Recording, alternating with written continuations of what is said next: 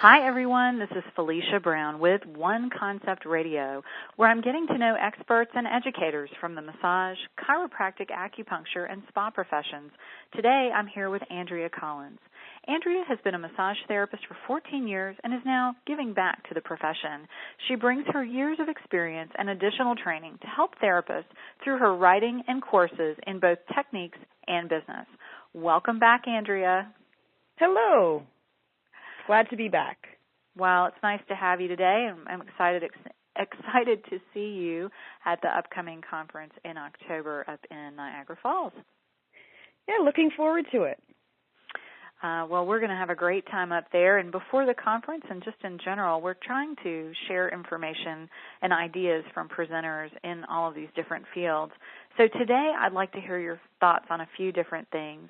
First of all, I'm wondering, how do you define wellness? I think wellness it's a healthy balance of nourishing our minds, bodies, and spirits. Our minds through intellectual stimulation, our bodies through nutrition and nourishment, food, exercise, massage, body treatments, and spirit through faith, religion, family, or friends. Well, definitely. It's a very nice well-rounded picture, and I know a lot of the people that I've been interviewing about that have definitely said that it is much more than just the absence of disease or, the absence of pain. It's really about having a well-rounded life and enjoying a state of positive well-being all the time. Absolutely. Because there's some people who they have this positive, they look like they're well, but they're fighting something in their body, but just their outlook helps them deal with being well the rest of the time while dealing with different things that can go on in their bodies. Absolutely. Well, there are so many aspects to healing and health and wellness, and as you said, some of it's not visible from the outside. There are plenty of people that have all kinds of issues on the inside, and it might not even be their physical health. It might be their mental or spiritual health. So absolutely. I think it's important for us as professionals to recognize that we're not just dealing with people in physical pain. There's other kinds of pains, too, that are below the surface. Yeah. So you've been in the profession of massage for quite a while. I'm wondering if there's anything you wish you could change about the massage or wellness profession as a whole. We're keeping it to 15 minutes, so. Yeah, I know. Well, I'd love to hear your thoughts on it because, this program and the group of One Concept conferences is really about making a better world one person at a time. And, through the healing arts, we hope to do that. But there might be some dysfunction out there. So what would you like to change? My answer is kind of twofold. First, I'd like to see more standardization in the competencies of massage education nationally with an increased foundation in the research and in school accreditation so that we know that the students are learning what they're supposed to be learning when they're coming out. By doing that, this would lead to a broader formal recognition of the benefits of our massage treatments or even other treatments, leading to increased cooperation between the traditional and the complementary medicine. This would create a system that acknowledges all three parts of the wellness we've just talked about. So you're saying that the way you see it right now, that there is no standardization or not the level that you'd like to see in Canada. Canada's getting better, and I think because Canada and U.S. are so quite closely related for a lot of things, and I know that with social media now, we're getting a lot more feedback from our southern neighbors about their levels and stuff, and it would be nice to have national, in an ideal world with unicorns and rainbows and stuff, to have a North American standard, which would be incredible, because anybody can go anywhere for massage and know what to expect. Right. Well, I know I just learned recently that, I knew that the training necessities were different in different provinces of Canada, and that there's some that don't have any requirement. But what I didn't know, and correct me if I'm wrong, but is that in Ontario, people don't necessarily have to be, they don't have to go through all the same level of training to do just basic massage that an RMT does. Is that right? Not quite. In order to be considered a registered massage therapist or a massage therapist in Ontario, you have to be registered with our college, the College of Massage Therapists of Ontario. Yes, you can do relaxation massage, which is what an esthetician does, which is what people who don't pass the boards, if they work in spas or in other locations where they're doing massage or Reiki sometimes, they can do massage, but it's not considered under our umbrella as a registered health professional and under the legislation that protects us. Right, that's what I was saying. So in the U.S., we don't have that designation difference in any place that I'm aware of. It's not like you have, these are the relaxation massage therapists and they don't have to go through training, and then you have the licensed massage therapists and they do. It's either you're licensed in a state or you're not. It's not. There's not an in between or a secondary level. So that was kind of surprising to me. I didn't realize that those relaxation therapists were not RMTs. And unfortunately, there's people who are now starting to prey upon those slight differences in the minor technicalities, and I won't mention any of their names, but trying to bring us to a different level and trying to create a name for themselves, saying, well, you don't need all this education. We do just as good work as they do. And it's really frustrating. Right. Well, and I'm sure that's something all of us look at when you've gone through the schooling and you've taken the training and you've passed these various exams to get your license or your RMT designation, depending on, because we have a lot of U.S. listeners that will be coming up to this conference as well, that which is great. You know, it's frustrating because you feel like you've paid your dues, you've put in the work, and to see someone that's not done the same thing and maybe they're undercutting you or that the public doesn't understand the difference, and I think that's a big part of it there, then it is very frustrating. It is. The worst part is trying to protect the public, because they go to someone who does massage thinking that it's someone who has been trained the same way I have, when it's someone who hasn't been trained, and they can potentially be hurt, which is why we were accepted into the regulated health professions years and years ago. Right. Well, you know, thinking about that and all the things that the trained massage therapists go through to further their career, I'm wondering, is there any advice that you would give massage therapists and other wellness professionals, besides that initial training, to achieve success and stay in the business for the long haul? And that's exactly it, is that my one piece of advice for anybody doing wellness, constantly improve your skills. What you've learned in school is just the foundations of your profession. You don't know everything. There's so much more to learn through either experience from other therapists or through other courses that you can take to be more efficient and how to do things more efficiently, because you don't know everything when you come out of school. Experience is a big life learner. And if you think you know everything, you're going to have a big shock down the road. The second part is you got to take care of your tools. With most wellness, our bodies are our tools, especially so with massage therapy, because if you break an arm, if you break your shoulder, if you injure your shoulder, it's not like you can go buy a new one. They don't come with replacement parts nowadays, or yet. You never know in the future. So you have to take care of your body in order to help take care of your clients. So, and this is where the classes where I'm trying to focus is to help other people at the conferences and to help with prolonging their careers and thinking about massage not as a formulaic way, but kind of expanding things and saying, basically, the world is your option. You figure out what you can do and play with it from there.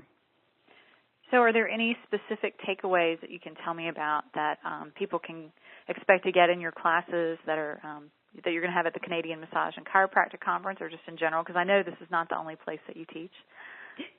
Yeah, no, I'm doing courses all over. I'm Great. actually doing some work in Regina for business. But as far as the conference goes, what I'm offering is a couple different courses about massaging smarter, not harder. I realize that we need to be smart with the way we apply our treatments so we can avoid our injuries in our body, as well as prolong our careers, as you mentioned before. And that starts with being aware of how you actually use your body and apply your treatments. It's funny, we all go in massage school and everybody's watching us, and then the second we're out, We practice on our own. When was the last time you had somebody watch you do your massage and watch your posture? So that's something that I'm going to bring to one of my classes on Sunday morning with the sideline class, is to make sure that, are you using your body properly? Are you hunching over and abusing your joints so that you're going to cause injury over time? And the other part is about the techniques that we use. If you have a variety of techniques at your disposal, you'll be able to adapt them to the treatments to each individual's tissues. So you're not using the same thing over and over again. And this will allow you to treat more of your clients' tissues, so that what you normally use, oh goodness, just take a breath. You're doing fine. So that you have more options. So when what you normally use doesn't work, you've got something else to fall back on. Well, that's important. I can tell you that as a very athletic person, I've had a number of injuries, not to my hands per se, thankfully, but to my knee or my back or what have you, and suddenly you're forced, when you have something like that, you're forced to do things a different way. Yes. If you don't know how to do it a different way, then you're sort of stuck. And I can, say thankfully, knock on wood, I was able to work without much of a problem. But one thing I've done in the recent past, just in the last year, is learn a modality that is completely different, and that if I even broke an arm or a hand, I could still do it. And, yeah, that's amazing. That's a really huge thing. As someone who's been in practice for 20 years, I know what it's like to have an injury where you can't work. I remember quite vividly cutting my hand on a can of cat food one day. I know it's not the big things that hurt you; it's the little things, the everyday average, run-of-the-mill task. And I had to get stitches, and it cut me between my thumb and index finger, right in the web of the hand. So it wasn't just a place that, I've got to cover it and be careful, but, movement really pulled on that cut. And that was maybe my first year in practice. I had no idea what to do. So, I can tell everybody listening firsthand, you've got to take these classes. Andrea knows what she's talking about, and can really help you figure things out in case you do get into a pinch like that. Yeah, and it's just the little tips and tricks that you pick up along the way that I've kind of conglomerated together, and it's just, if no one tells you, you don't pick them up on your own. Right. So. Right. Well, there's definitely tricks of the trade that those of us, those seasoned professionals out there, ourselves included, have learned, and that's a great thing about taking classes, whether you're at a conference or you're watching a DVD or you're just working with someone one-on-one as a mentor. You find things out that you'll never see, come up with on your own. Unless you're just or even get together with groups of other therapists and just do a massage and watch each other do it. And so how would you treat this? And watch and go get treatments. That's how I learned so much, was getting treatments from other therapists. You're speaking my language, absolutely. I tell people all the time, one of the best things you can do to improve your work is to just go get massage from others. Mm-hmm. And, give massage to other professionals that are willing to give you feedback on what you're doing that's great and what's maybe not so great, how you can be more effective at the techniques that you're currently doing so that they actually work and are less taxing on your body. Mm-hmm. And it's hard, though, when someone's on the table because they can't really see what you're doing and how you're doing it. Mm-hmm. They can relate to what they're feeling and how the tissues are feeling, but you still need someone to be, that's why in a group of 3, you can have somebody else watching what you're doing to make sure you're not hunched over or you don't have your elbow at a funny angle and you're going to be causing problems for yourself. Right. Well, you're giving me some great ideas with the therapist that I've just hired, some new ways to do some training. So maybe I'll have a chance to pop in your classes there. Before we wrap up, Andrea, I want to ask you one other thing, and that is, one of the big focuses of the One Concept Group and all of their conferences is on community. And, community is a pretty broad term, looking at, our massage and wellness community, our communities at large, the communities of our patients or clients. But in particular, we're really looking at the interdisciplinary community of different groups, chiropractic, massage, acupuncture, spa, and so forth. So I'm wondering, how do you see the different healing professions working together or collaborating in the future? I'm hoping that this is where the healthcare is going in the future because it makes a lot more sense. It's a concept I had heard. It was mentioned a couple times. You say it's interdisciplinary versus multidisciplinary.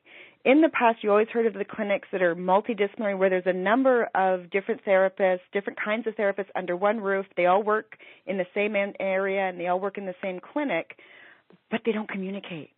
They don't have clients. It's not a true team effort, where I think if we were, I heard other people discussing this, and it's just an amazing thing where you have physiotherapists, and I think they're physical therapists down in the U.S., right?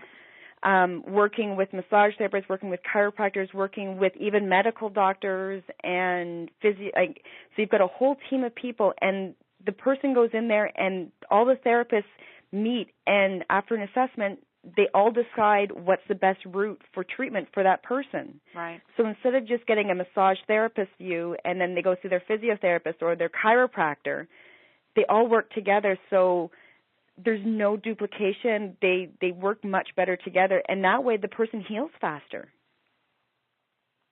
Well, it's been a very common suggestion from the experts that I've been talking to, and I hope that we're getting into this tipping point sort of a situation where there are enough influential people thinking this way that it starts to become the trend and the norm rather than just an idea that we're all wishing for.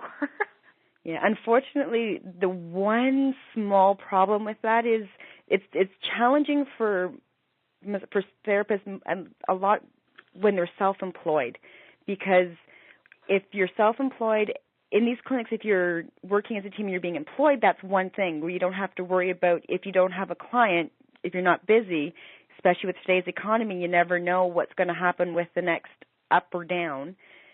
You have to be worried about not having clients. And I think that's where we have to, as therapists, let that go. Breathe it on out, realizing that if you're good and you're good at what you do and you work as a team and your clients are getting better, they will come back and they will refer friends.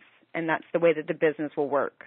Absolutely. I think if you create a resource that provides people with what they need and they are getting it, whether it's from you specifically or from your team as a whole, they are going to become raving fans, as you might say, and they're going to come back again and again and bring all their friends with them. Well, exactly. And what's the best kind of referral? The one, oh, yeah, I got better, yeah. Or this injury I had, they helped me heal in like 3 weeks rather than the 3 months it took me the last time when I was just dealing with the one person here and the one person there. Right. That's huge. It is. A much higher level of effectiveness and efficiency when you've got that level of teamwork and communication. And absolutely. I think that's what we all want to see, is for people to get better sooner and to stay that way. Absolutely. And that's the one thing that I'm very thankful that the one concept have the vision to look at the collective healthcare communities and realize that they need to create a forum for us to get together and communicate with each other so that we can overcome some of these little obstacles and really work as a team and realize that we're not all different, that we can work together and not have to butt heads and have to be fearful of the other profession, whereas we can really work together. That's right. Well, I couldn't agree with you more. I feel very fortunate that One Concept has come together to bring these ideas and great thinkers together, both here on this program as well as in the conferences and just as a community. Mm-hmm. Andrea, you're an important part of our community, and I want to make sure everybody that's listening gets a chance to find out what you do if they're not going to be able to reach you at this particular conference. What's your best contact information? The best way to contact me is through my website, rmthelp.ca, or my email is andrea@rmthelp.ca, and all that information is on my website. And I'm always open to come out and talk to people, no matter where you are, whether it's down in the States or across Canada. Fantastic. And just to be sure, that's help, rmthelp.ca. That's right. Okay, just want to make sure we got those letters Helping right. RMTs. Fantastic. Well, we're so glad to have you here, and I'm looking forward to seeing you at the upcoming conference in Niagara Falls. Great. Thanks for chatting with me. Sure. And looking forward to seeing you. Oh, it'll be a great time once again. And for everyone listening, if you'd like to learn more from Andrea Collins, please plan on joining us for the One Concept Canadian Massage and Chiropractic Conference in Niagara Falls, Ontario, Canada, rather than in the U.S. That'll be Niagara Falls, Ontario, Canada. That's October 18th through the 20th. If you'd like to register or find more about Andrea's classes and any other classes, just go to www.oneconcept, that's the word one, O-N-E, concept.com, for more information and to register. Thanks so much for tuning in, and have a fabulous day.